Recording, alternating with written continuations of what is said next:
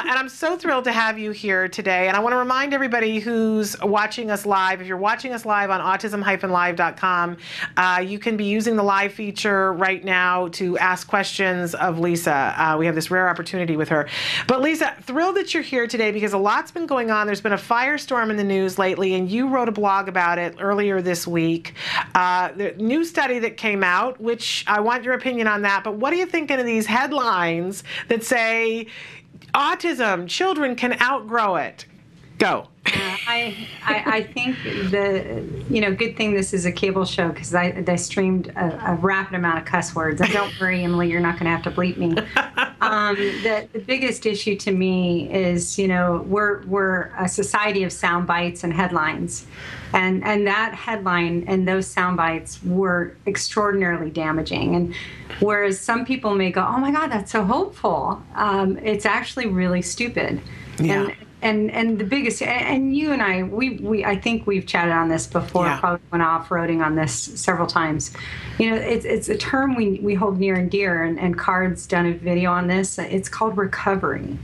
And the one thing that made me so angry just to start, and again, the news, they do their thing. They just didn't have the time or wanted to take the time on this really important study. And I think the biggest thing to me, and that made me so angry, is how freaking hard our kids work every day to live in this neurotypical world. Yep. And what they have to overcome to be part of our world is a mountain they move every day. And if I ever get whiny about what I'm doing or things I'm facing, I always stop and think about the kids living with autism. So yeah. All of the spectrum, if we get to that place of recovery, they moved the Alps to yeah. get to recovery, and they had a support team. They experienced thousands of hours of therapy. They probably had 48 doctors testing and treating in different ways, unique to their medical needs. And I just was so disappointed that, it was whittled down to outgrow because, again, sorry to go on a Dennis Miller rant, but the second part of it is this, that a takeaway for a person thinking their kid has autism or knowing their kid has autism may just go, outgrow, awesome sauce. I'm going to put my feet on the handlebars. And that's not what this study concluded. In fact, yeah. I spent about 2 to 10 hours a week reading research.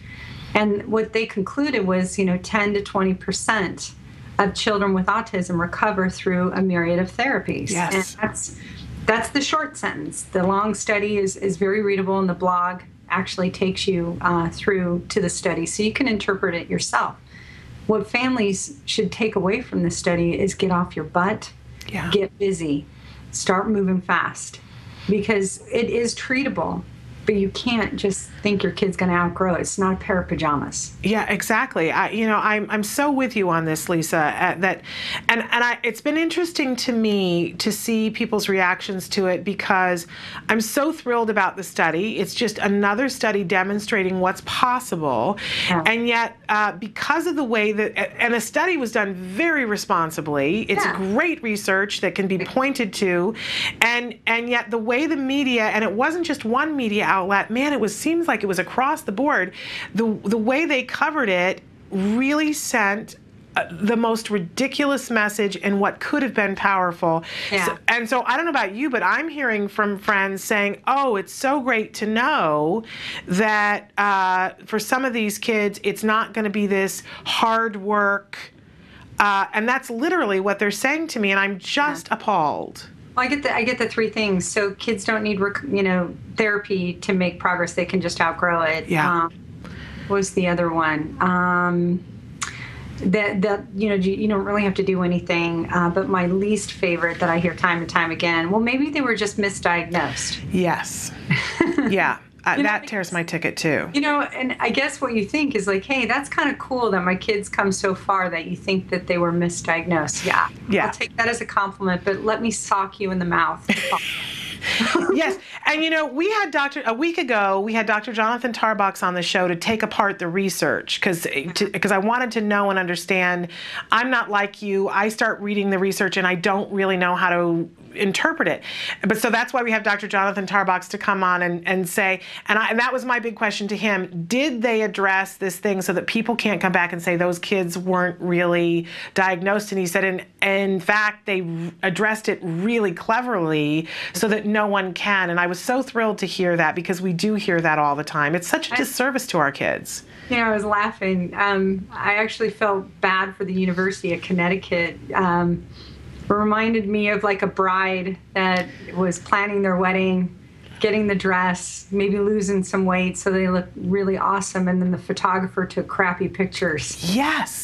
That's what happened to this study, is that, you know, the University of Connecticut delivered a beautiful bride, but they had a terrible photographer. Exactly. I love that analogy, because that's it. I mean, and I don't know about you, but that's been part, emotionally for me, it's been part of the disappointment this week, because here was such an opportunity, and they muddied it with the headline. Yeah, and I wrote it to a couple of folks, but you know, they don't live in our world, right. And at the same time, the interpretation outside, it's almost like studies that are bad. You know, the bad studies stick around too. You know, Nerds Get Lucky was a great study in the beginning of 2000.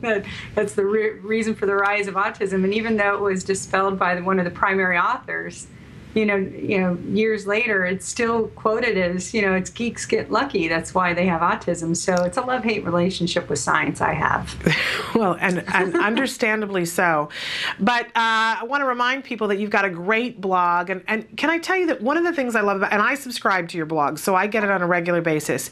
And I encourage people to do that, because I could miss it otherwise. And you're very prolific, and sometimes you have guest bloggers.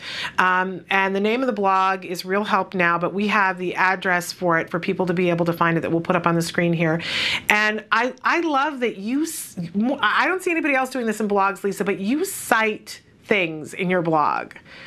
You know, it came to me that, you know, just because it comes out of my mouth doesn't make it true. So I've been accused of, you know, just because I say it doesn't make it true. I had someone accuse me of that recovery didn't exist, and I told him I saw it with my own eyes. And then the comment came back, well, do you believe in Bigfoot too? So, yeah. So these life lessons have shown me that, you know, whenever I say it, I back it up. And if it's my opinion, it's clear it's my opinion. But I always provide reference and links, and especially for families, if they're curious about a particular item, they'll be able to walk through it. They're not going to just be left hanging. But science is there, and like I said, I love hate relationship with it, and I will refer and source everything, and then people can argue the source, but that's not my problem.